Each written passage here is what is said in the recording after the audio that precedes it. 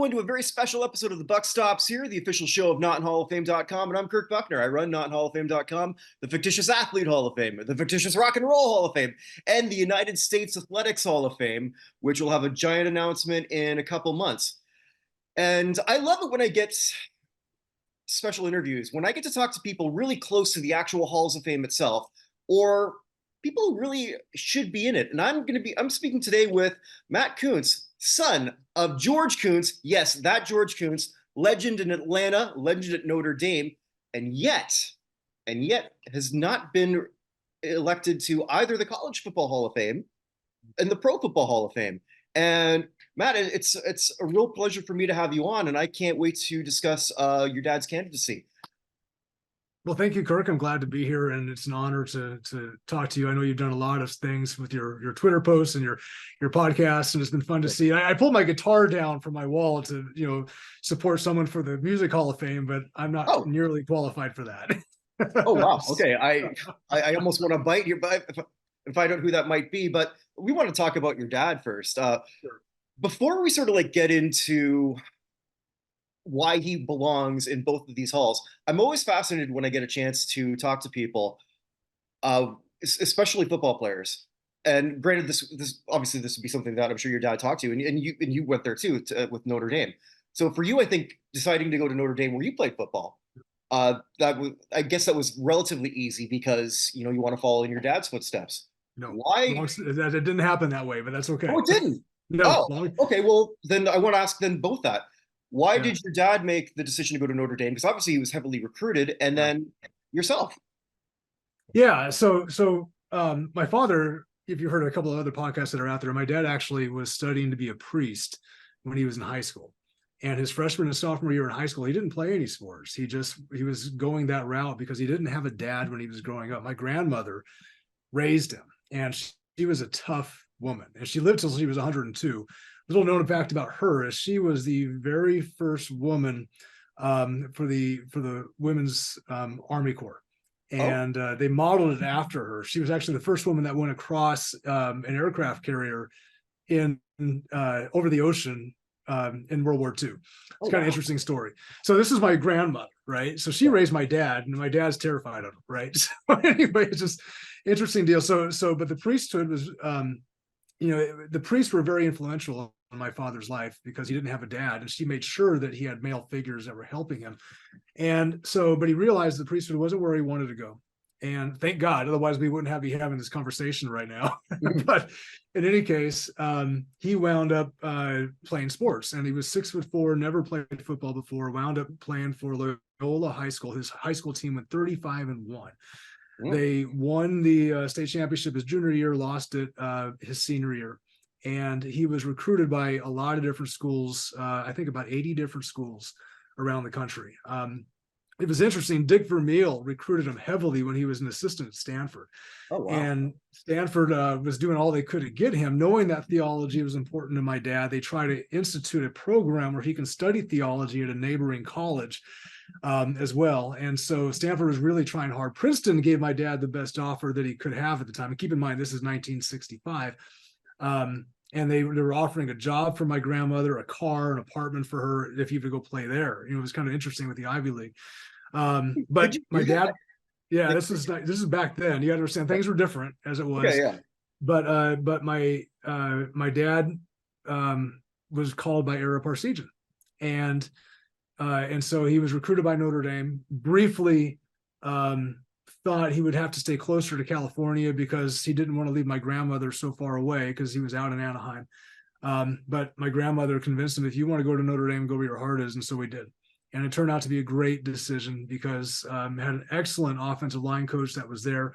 Wumpfler, I think his name was, and gave my dad a real appreciation for the technique of being an offensive lineman.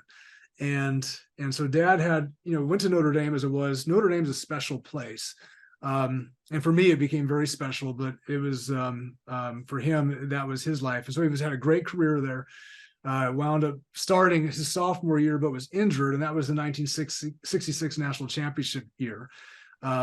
But then the next 2 years, he had a great career, wound up being an academic All-American at Notre Dame, team captain at Notre Dame, played in all these different college all-star games, which I have listed in our George Kunz, hof.wordpress.com website. Check that out. It's a great reference, and I want to talk more about that later. But yeah, sure, so like sure. because I don't have it all memorized because there's just so much. So I just had to put it all somewhere. So it's like, okay, just go there. Yeah. And that's been great. And then he went to Atlanta, and that was it. So Notre Dame, that's kind of how he wound up getting there. I'm trying to remember. Has he been nominated as a finalist for the College Football Hall of Fame? No, and it's been interesting. He should have been. The issue is that after a set period of time, once that time stops for the College Hall of Fame, you're no longer considered a candidate. And so he it's a weird thing, but a lot of Notre Dame guys got in the Hall of Fame, and because they had such a lot of winning teams over the years, right? And so there has been just some question as far as whether they would keep doing that, and Dad just kind of fell through the cracks. One thing about Dad, he never wanted to promote himself, still isn't promoting himself. I'm kind of doing this for him. But it was just one of those things where he went on and had his life outside of football. He wound up owning some McDonald's restaurants, sold those, went back to law school. Now he's been practicing family law and still doing that at 76 I was going to ask, yeah, because I never know how accurate Wikipedia is, but it says that he's still practicing. So I was going to ask that. Yes. Yeah. He just had it's funny. This is the difference. Again, a lot of people look at athletes. We all put our pants on one leg at a time. Right. And so I look at my dad as my father, not as a football player. Right.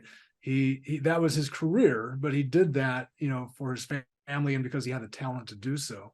For me, I always saw him as the guy that loved watching Cheers. Right. And, and of course we'd sit there and watch football games, and he taught me and my high school buddies when I was playing football in high school. This is the guy. It was funny. I'll give you a great example of just, who my dad is. There was one time I came home from college and I was ready to go out with some friends, and Dad's, it was after my freshman year, and he said, so Matt, what time are you going to be home? I said, Dad, I'm in college now. I don't think I need a curfew anymore. I've been up till 2 a.m. or 4 a.m. before. And Dad said, okay, well, let me put it different. What time will my truck be in my garage? I said, 11 p.m. So, and that's, so my dad is, I'll tell you a story as well that kind of goes beyond just the game, but who he is why the NFL needs to put him in the Hall of Fame, because of what he stood for, not just his record, which he had the record, but also everything else. And we're making that case for him as well, because he deserves it. He does. Yeah. And the Hall of Fame voters need to recognize that.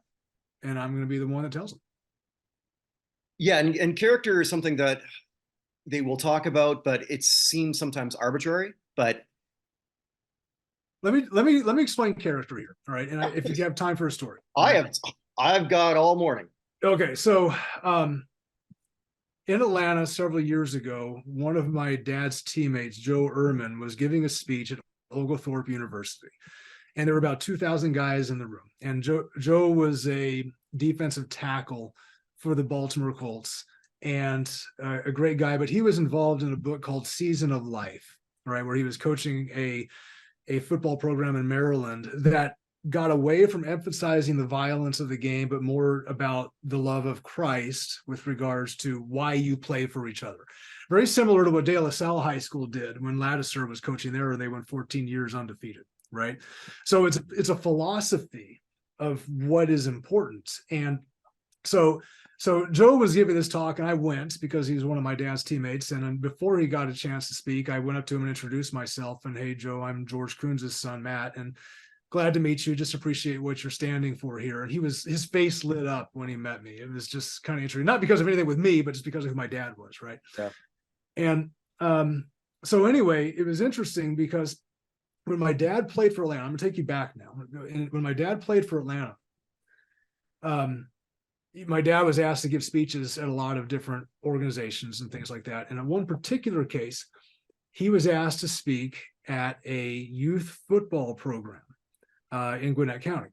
And so Dad didn't know what to expect, but he went there, and they wanted him to watch the practice for a little bit and then give a talk at the end of it. Well, when Dad saw this practice, he was appalled.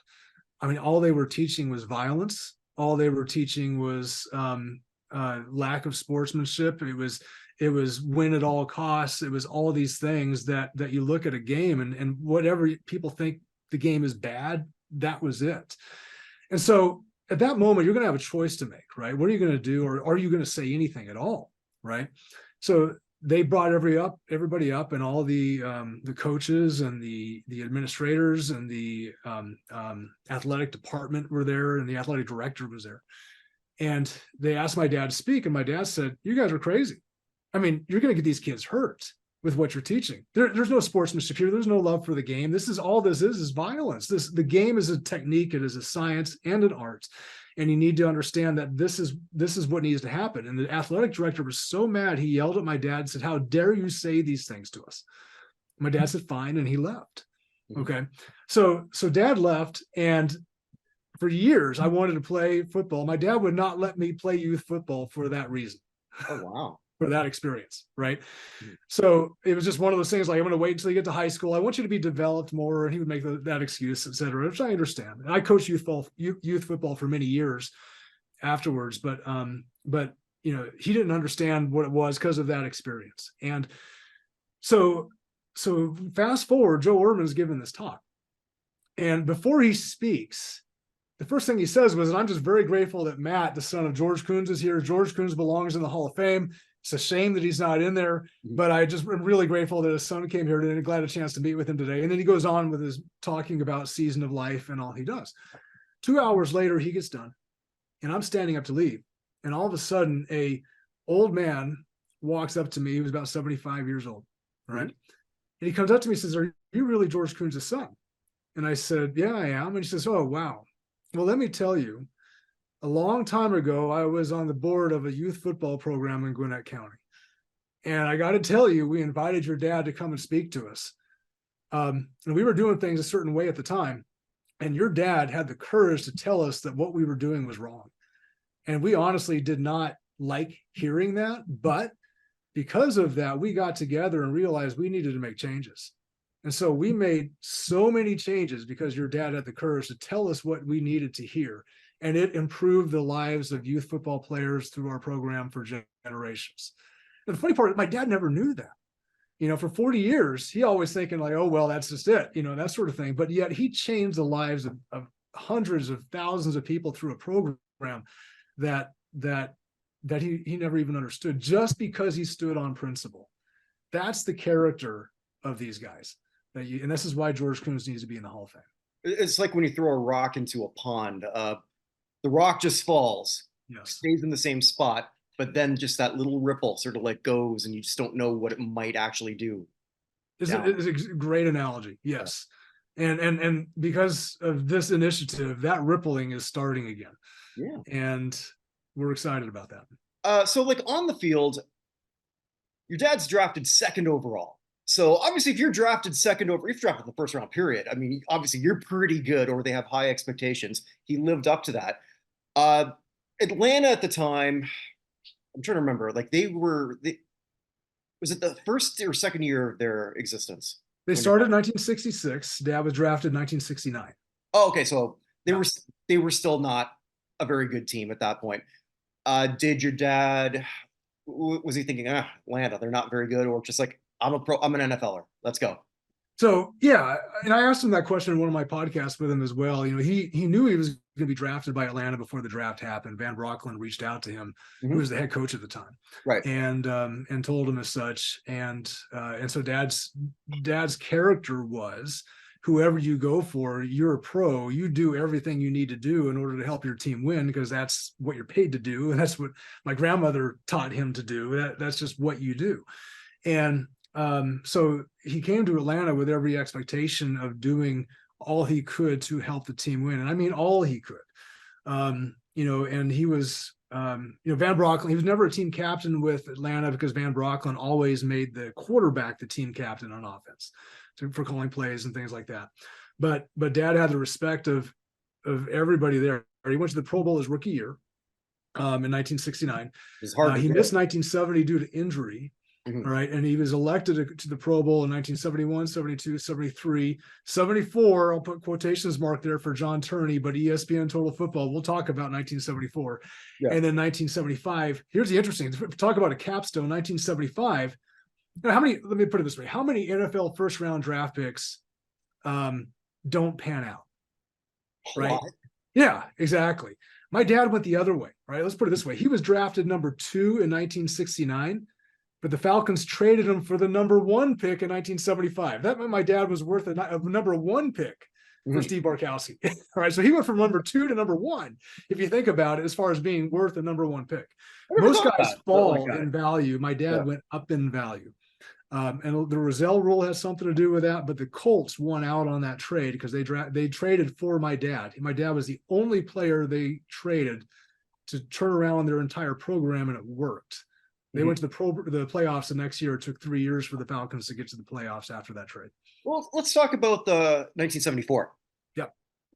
So that's something that there's obviously a little bit more to it, and you kind of alluded before we went live that might be playing a bit of a part as to why he's not there. Yeah. It was one of those things. I'll give you a case in point. This is interesting, and I hate to do some of this because you have to understand what was going on at the time. And most people, when they compare Hall of Fame players, they all played in different decades and each had their own issues, right? There's one thing I would say that the Hall of Fame system needs to change is that they actually should compare players by decade, not just lump all the seniors in one category. A great case in point is this one, the finals we have today. Randy Gradisher played in the 70s. Steve McMichael, of course, played in the 80s. And then you got Art Powell that played in the 50s and 60s, right? Each of them had a different experience. Great stories, all of them. But the problem is that they're all unique because of the era they played. Okay. So the 1970s were very, very interesting because they had what was called the Rozelle rule at that time. Pete Rozelle was the commissioner of the National Football League. And the Rozelle rule basically stated that if you were drafted by a team and you ever left that team to go to another team, for whatever reason, that other team, the receiving team, had to compensate the losing team something of equal or far greater value, okay, in order for that to happen. Otherwise, the player wouldn't be allowed to play, all right?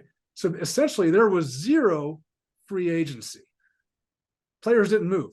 So who you were drafted with was who you played for, okay? So you have a lot of guys, and this is the Hall of Fame experience, you got a lot of guys that played for playoff winning teams. Case in point, when I was interviewed by Clark Judge, he said, the very first question he asked was, is that your dad never won a playoff game? All right, that's true, but he had no choice in the matter who he played for at the time either. It didn't hurt Joe Thomas though, did it?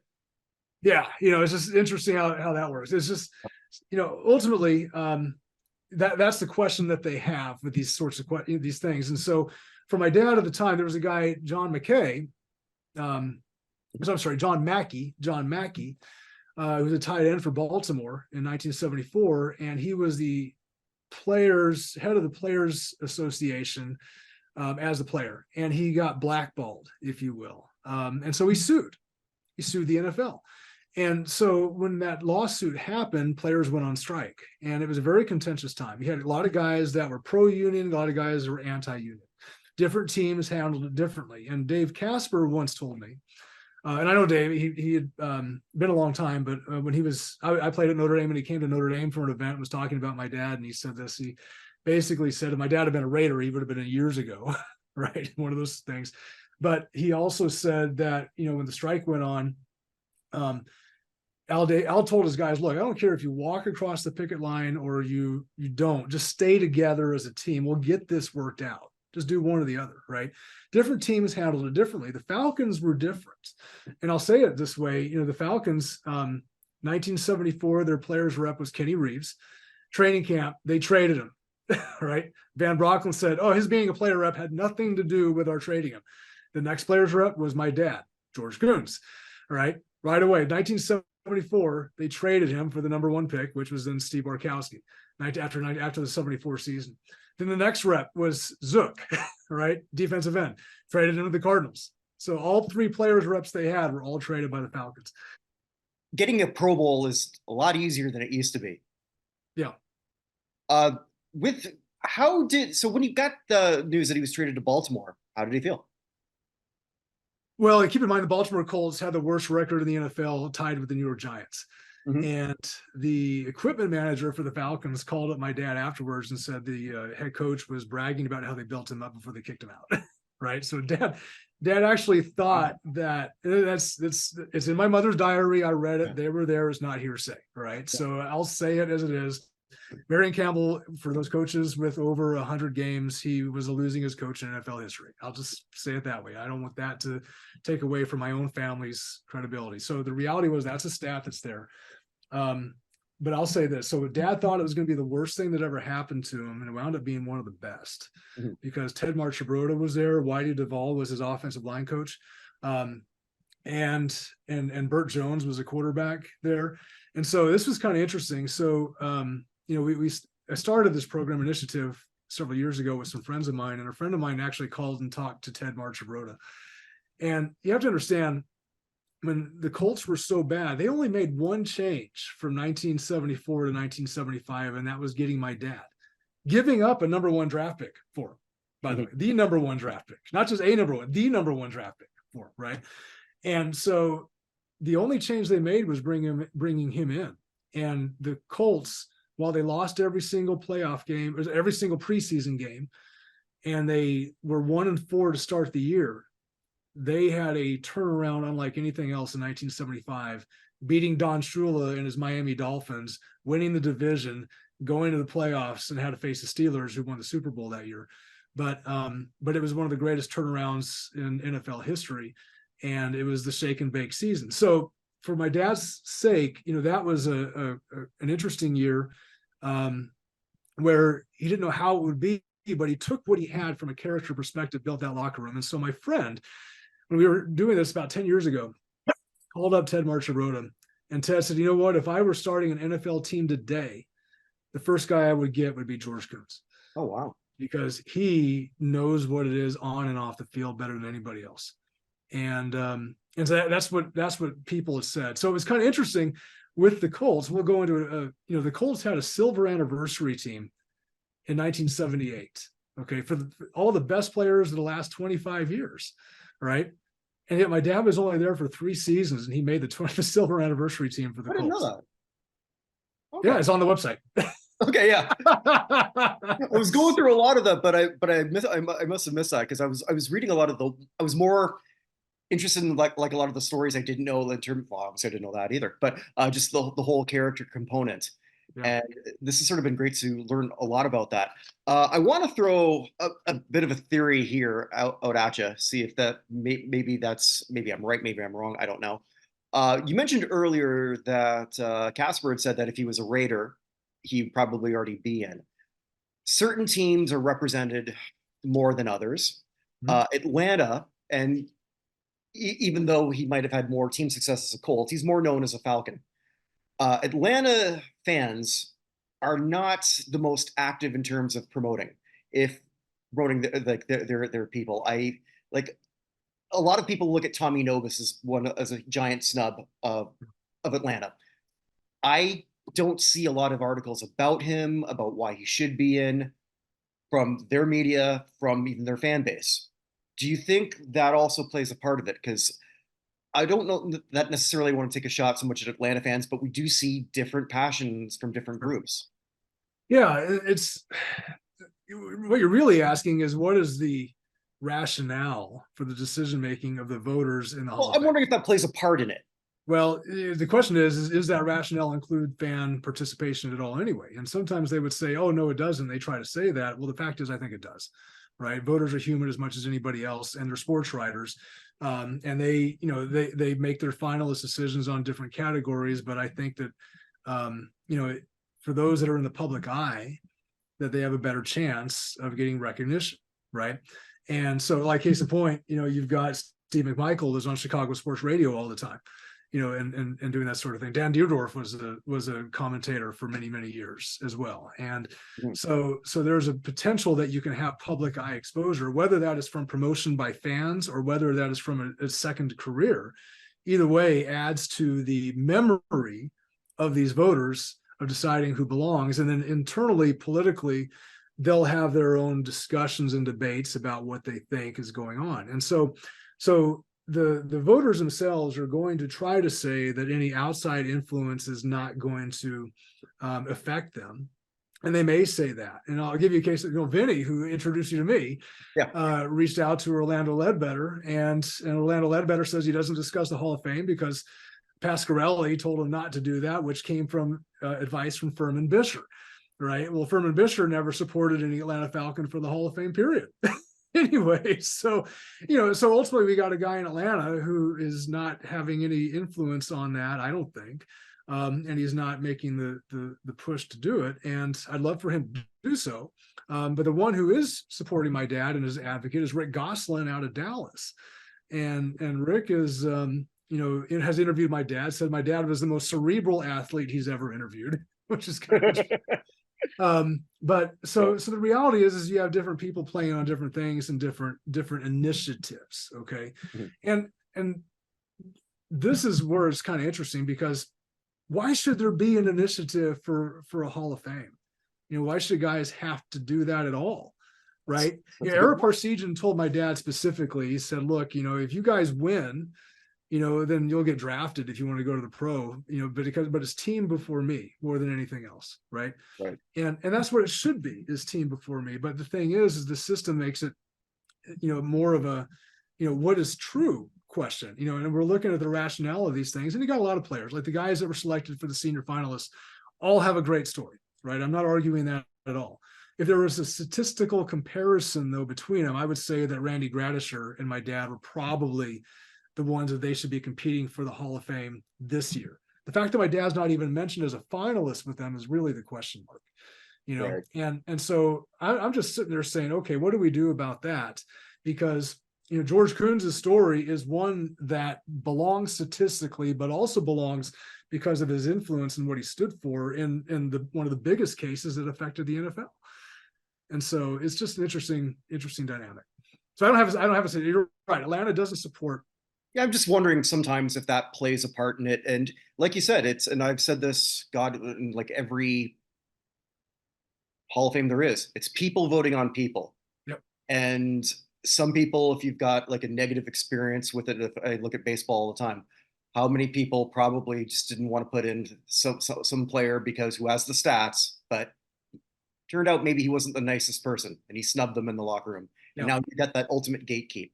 Yep. And I'm not saying that some of the people who were in the Pro Football Hall of Fame electoral body are like that, but again, it's people voting on people.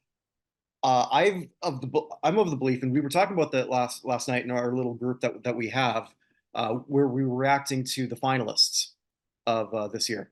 And one thing that I sort of floated, and I think that would sort of see different people brought up to the table, is if you are a voter, you have a 10-year term. There's certainly a lot of people who are qualified to do this. I don't know how many people. Obviously, you're talking about Rick. You were on Clark Judge's show. There's a lot of voters who we know are very passionate about that. There are some voters who I don't know if they think about it at all. Well, voters. I mean, let's be real. If you're in media, your job is to sell advertising, right? You and I is to see your stuff. Right. It's no different. It's not a bad thing. It's just the way it is. Right. So most of the time, if you're writing or you're doing anything, you want to create content that people watch and that sort of thing. So mostly you're focused on the here and now, because that's what everybody else is focused on. The here. How do the Falcons do today? Right. Which is so up and down. Will they make the playoffs this year? They win the next two games. Maybe they got a shot. Right. That's everybody's watching that versus the Hall of Fame aspect of things. And so the Hall of Fame, though, is important from another level because it shows the support for the current players, right? If you are a current player for Atlanta and Atlanta shows by their front office that they're making an initiative to support past players for the Hall of Fame, right? Having a committee of people, staff dedicated to doing that, whose job is on the line to make sure NFL Hall of Fame players that play for the Atlanta Falcons get in the Hall of Fame, right? They haven't done that. Right. There's no initiative with that. And so if they're not doing that, then why should Orlando Ledbetter care? quite honestly. Good point, It's a real thing. It's just if they're not telling him to do that, he's got to have access to the Atlanta Falcons in order to continue to write to get his stuff done. So then what is he going to do? And it's not just Orlando. This is the thing that they have to deal with. But you got to rise to another level if you're going to say, look, if I'm going to be the ethical guy here and figure out what's right, then I'm going to do my homework and research on who belongs. And therefore, you've got to decide why George Kunz is not a finalist for the NFL Hall of Fame if you were ethical and did your work. And that's the thing that these guys need to understand. I don't fault anybody for wanting there. We talked before the show began. And this is very personal. We talked about this, and as we talked, a lot of people look at things from a numbers perspective and who's up and who's down and who's ranked and who's where. This is my dad. This is a guy that fought and bled and had surgeries and was paralyzed in a game from the waist down in a game against Kansas City, which ended his 1978 season, right? And he missed all of 78. Missed all of 79 and came back to play in 1980 in order to earn enough money to start a McDonald's franchise. Right. And when he played, he actually helped build the team up again. They were losing. He got in, the team started winning again, and then he got injured again. And so this is what it was. This is not just who's up, who's down, who's whatever. For us, every time that someone else is nominated or a finalist, and my dad's not included, it takes away from the man who he is, what he stood for, the players that were influenced by him, the character that he fought for, and more importantly, the values that the game should represent in order for the fans to appreciate the culture that the NFL is. And it's a bigger deal than just George Kunz. This isn't just about my dad, right? This is about a character and a way of doing things that makes it a big deal. It's very personal to me and to my family, but to those who care about it. The players, I got, Ron Yeri and Jordan Lamalore are calling both Hall of Famers, and they're telling me a little more about the process and what goes on and the politics of it, unfortunately. And they're saying, here's how it works. But your dad belongs in. He should have been, it's funny. I was talking to Jordan Lamalore and he was on the phone with me, and his wife was in a convenience store. And he was telling me about, when he was going to the Pro Bowl and my dad was there, Joe was like, I don't belong standing next to this guy. It was kind of interesting. Well, then his wife comes in, Jerry, and he says, hey, what do you think about George being in the Hall of Fame? Oh, he should have been in there 30 years ago, and his wife is going crazy about it. I thought that was great. So I plan to do a podcast with Joe and with Ron and a few of these other Hall of Famers with my dad, just to talk about football. We have a podcast, George Kunz, the Pro Football Hall of Fame podcast. It's on Spotify. Haven't done it every week just because of busy stuff, but we have some plans for the next year. So, again, these are real people. This is flesh and blood. It's not just a number, what they sacrifice, and especially, to give your all for a team that doesn't win, right? Imagine that. What is more professional? If you're winning and a team is going well and everything's clicking, it's fun then. But how do you make the Pro Bowl when your team is losing? But yet you do, because the other players are watching you and they know who's good. Right. That's the difference. Another statistic, which is very interesting. My dad played for Atlanta and was elected to 5 of 6 Pro Bowls out of those years. And then he went to the Colts and he went to the Pro Bowl again in 1975, 76, and 77. Okay. This is a little bit of the era as well. In that era, the players selected to win to the Pro Bowls. But there was still an AFC NFC divide, right? Because the Super Bowl was relatively new and that sort of thing. And so the culture was there. So one of the ways the Falcons could have ruined my career was trading him from an NFC team to an AFC team, thinking there was no way my dad would be elected to another Pro Bowl because the AFC players would not vote for a former NFC player to go to the Pro Bowl. Never would have thought of that. Because they like their own, right? The funny thing is the next year, right away, the AFC players voted for my dad for the Pro Bowl in 1975. And then again in 1976 and 1977. What's also interesting is that in 1976 and 77, the NFL offensive line coaches every year, they vote for the best offensive lineman of the National Football League. The guys who are paid the most to teach the position decide who is the best, right? A lot of guys might win it once, but there are some guys that won it twice, all right?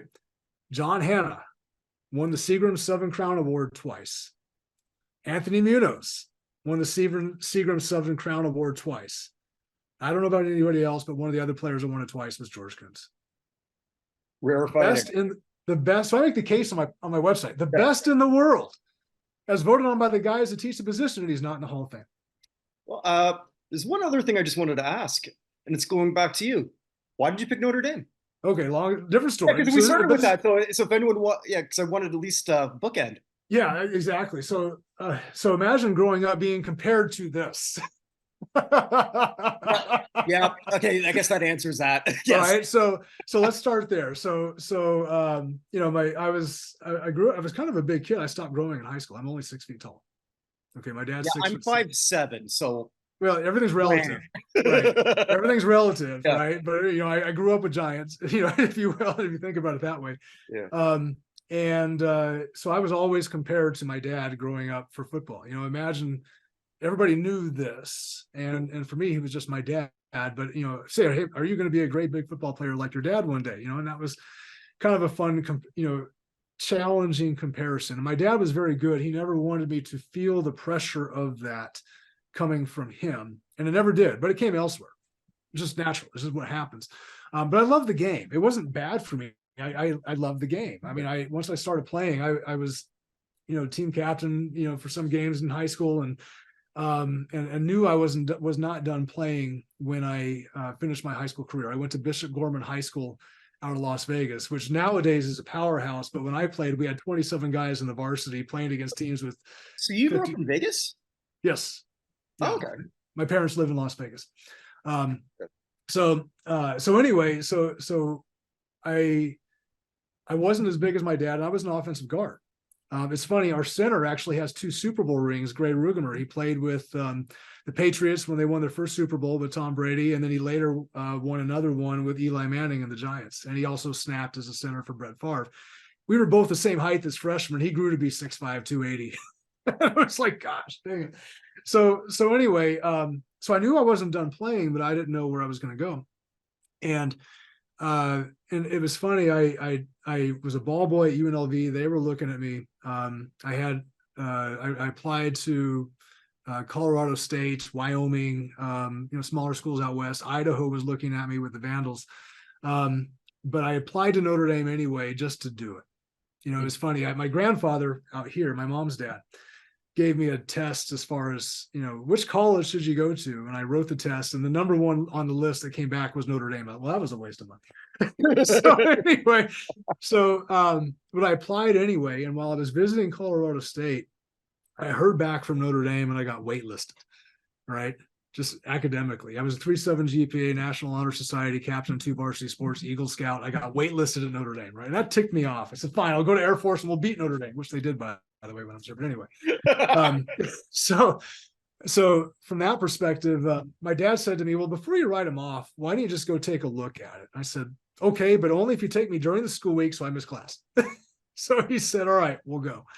So we left on a Monday, flew into South Bend, and we got there that night. We were driving in and down Notre Dame Avenue, and there's the dome all lit up, and I'm asleep in the car next to us, and Dad's all excited because he hadn't been back in like 25 years. Mm-hmm.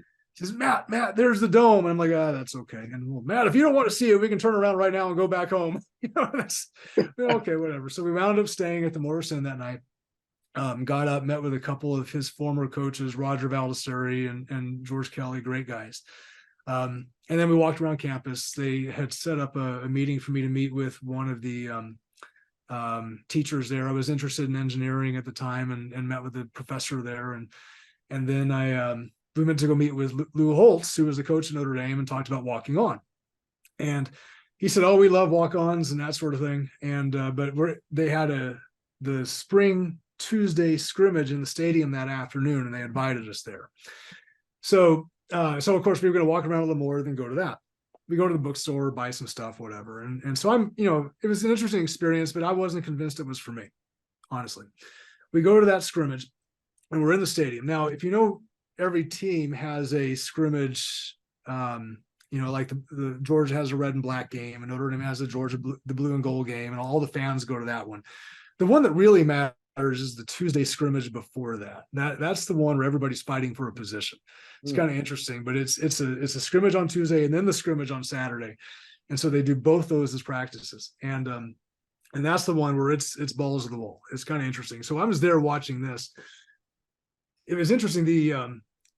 I saw Justin Goheen and Mark Edwards hit each other in an ISO play, and the pads cracked around the stadium where Newt Rockney once coached, and you had all of that legendary. And my dad was on this field as well at one time, and just interesting thinking about the tradition that was there. But there was a guy that was there who had cystic fibrosis, and he was allowed to be with the team. He was driving around in a golf cart, this had Notre Dame's #1 fan on it, had a leprechaun on it, and you press a button and it plays the fight song. And he's just, but he was confined to a wheelchair, and but if he wasn't in a wheelchair, he was in his golf cart kind of driving around and being a part of the team. I thought it was kind of cool that they allowed him to be there and doing that. And so anyway, so we had the practice ended. Lou Holtz called all the people together. Oh, I'm standing there. It's fine. While the scrimmage is going, I got to tell you this. The scrimmage is going on, and one of the defensive backs had broken his arm in practice and was holding the chains. And he looks at me and he says, "So what are you doing here?" And he says, "Oh, I'm thinking about, walking on here." And he looks me up and down and says, "So what are you, a kicker?" Oh gosh. Okay. So anyway, so obviously the comparison is a little interesting. So we got done, and my dad and I go to dinner at Bob Evans' restaurant on US 31. And he was all excited. What do you think? What do you think? What do you think? What do you think? And Kirk, I got to tell you, I couldn't say yes. I mean, at that point, I was just like, I get it. It's a great place. I don't know it's for me. And so as my dad was thinking about it, he started to think that his son was going to make the worst choice of his life. And he just put his head down. And after dinner was over, he didn't say anything. And I got up to use the restroom. Well, God works in strange ways. I got out of the restroom, and there's Keith, who was in a wheelchair, the guy with cystic fibrosis. And he had gone there after the scrimmage, and he stops me, and he can barely speak, but he says, "Hey, are you a student at Notre Dame?" And I said, "No, but I'm in high school thinking about going to school here." And he says, "Well, it's a good place." And I said, "Okay, why?" And he says to me, well, from his wheelchair, "It's a place where people really take you for who you are." And that just got to me. Yeah. And all those angry feelings I had just went out the window. I still get teary thinking about it, but just a fascinating thing. So we got back to the motor stand. I was just walked around campus. I didn't want to leave. It was just amazing. And so I turned down every single scholarship offer I had to wait to hear back from Notre Dame. And I didn't get in until late June. Mm-hmm. And it was interesting. The Notre Dame club in Las Vegas was trying to get me in and that sort of thing. And it was just insane. We didn't have cell phones. We didn't have fax machines, all this kind of stuff. And I won the most valuable senior young man award in my high school and that sort of thing. And I had to get it to him like in 30 minutes because we're going to decide right now. I'm like, I can't do that. It's just all this pressure. And finally, I just got on my knees, Kirk, and said, "God, I'll go where you want me to go." And the next day, I got into Notre Dame. Oh, wow. It's a special place. Yeah. So I wrote about more about that experience, if you will. My experience is a little different, but I have a book out there that's free for athletes called Triumph: An Athlete's Guide to Winning on and Off the Field. Yeah, because you're also, it's not just, I noticed too that your blog writing, it's not just about your dad too. Like there's just a lot about football life in general and your faith and just living life, really. Well, I have two blogs. So I've got this one, which is just specifically for my dad. Well, yeah, no, I found your other one. So yeah, so you found the other one as well. So the other one is, like I said, I've been a city councilman. I'm very Catholic.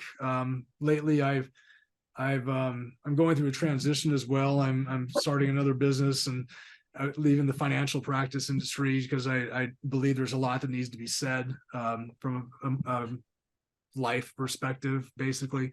So I'm very active in my church. I just made a movie using artificial intelligence in the life of Saint Brennan the Navigator.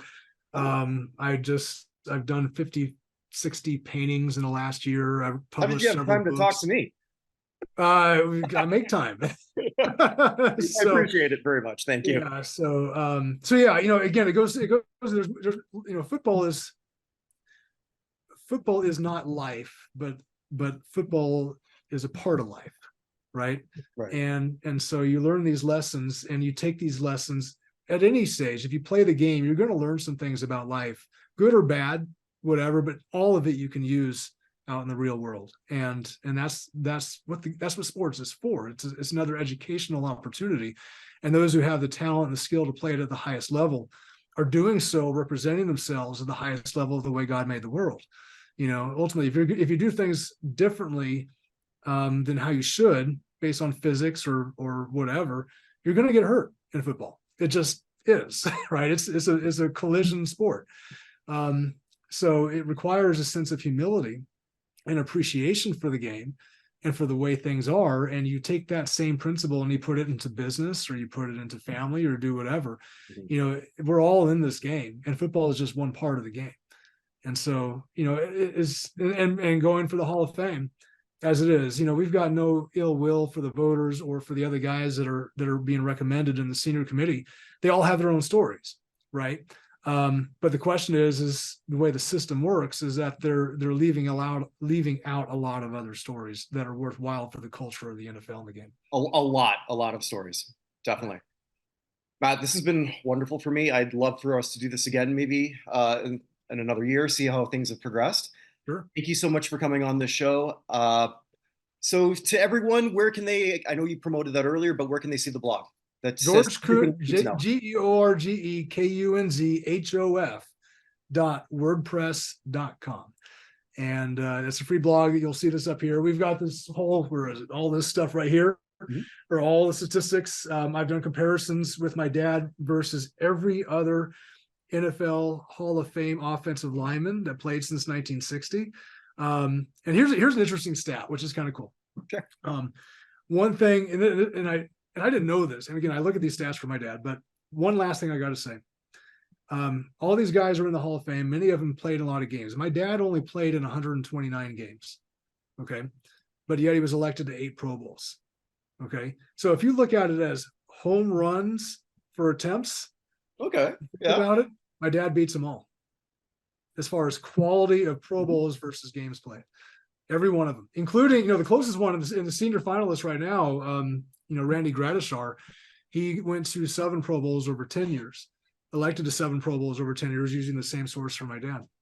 And he still doesn't compare as far as the overall quality of versus games played. So I have that statistic up here as well, which is a very interesting find. But the senior voters don't look at things that way. This is another question, with Steve McMichael, he went to 2 Pro Bowls over his career. But he was in a Super Bowl. So I guess that makes, if you go to a Super Bowl, that increases your Pro Bowl factor by a factor of 4. Interesting statistic. It could very well be. I don't know. I've been studying this in all the halls for years, and sometimes the more I study it, the more confused I get. Well, you're the crazy one starting a business doing this, so you're doing it every day. Well, as my wife will say, I get confused a lot, but that's another story for another time. That's all right. Well, thank you for what you're doing. Thank you. I mean, this has been, I've been looking forward to this all week. Great. I look forward to it too. So talk to you again next year. We'll see how it goes. All right. Sounds great. Thank you so much. All right. Bye.